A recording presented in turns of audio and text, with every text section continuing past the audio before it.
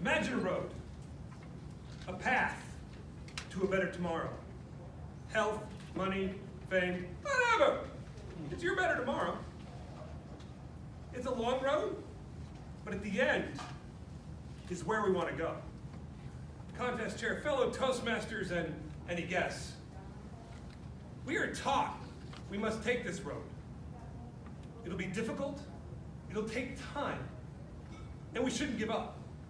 For this road is the road to success. When I started weightlifting, 20 years ago now. God, I'm dating myself. 20 years ago, I could barely lift the bar. I'd watch people at the gym half my size lift more than me. Don't even get me going on a WOD. The morning after the first session with my trainer, I cried. My arms hurt so bad I struggled to dial the phone. To bail on the second session. We didn't have Siri back then. His response, take 2 ibuprofen and come in now. And I did. I've been at the gym most days ever since. Many of you have similar experiences where you worked at something bit by bit. You got better. You made progress. You got closer to your goal. And in the end, you were successful. Maybe for you it was finishing college, or since there's a lot of Toastmasters in the audience, learning to speak better publicly. Or maybe you learned how to play the ukulele.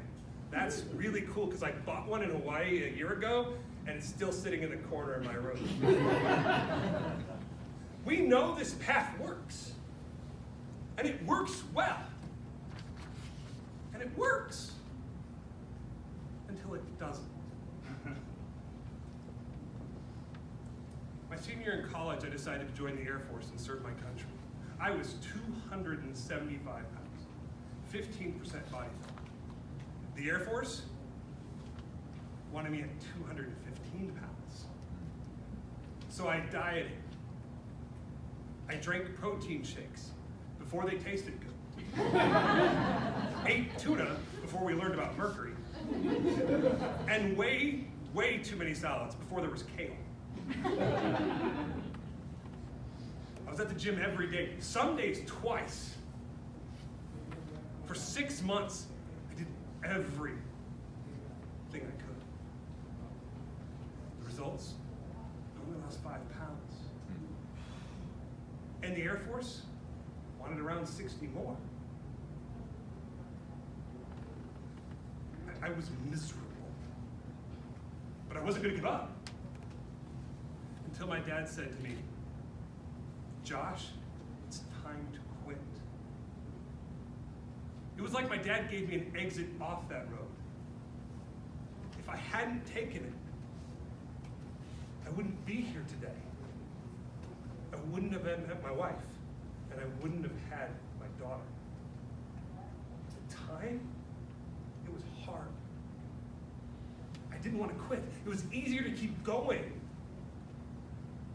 than to go through the pain of quitting, letting go of that goal and all the effort I put into it. Quitting meant I had to get an engineering job.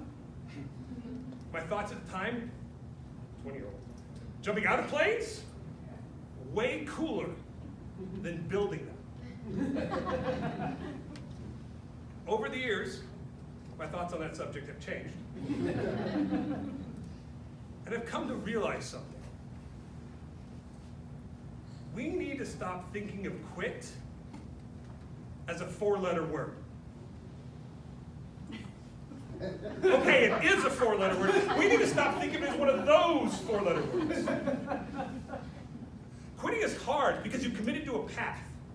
This idea is known as the sunk cost fallacy. Emotional investments we make taint our decisions. The more we invest, the harder it becomes to abandon. But sometimes, more often than we think, quitting leads to success and bigger things. Think of someone you consider successful. A relative, an actress, or a business person. Got him? I'm going to use Bill Gates as an example. Bill Gates is a good quitter, and many would consider him successful. He quit college to start Microsoft. Few realize in 2014 he quit that to take on a bigger challenge: wiping out malaria. He left to focus on his foundation and make the world a better place. Bill Gates' better tomorrow means clean water for everyone. In that spirit, I have a challenge. Find one thing in the next week to quit. One thing that's not benefiting you. One thing that isn't serving your goals. It doesn't have to be big. Start small.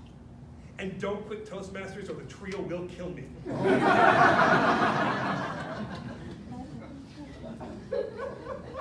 Quit that thing and put it in your rearview mirror.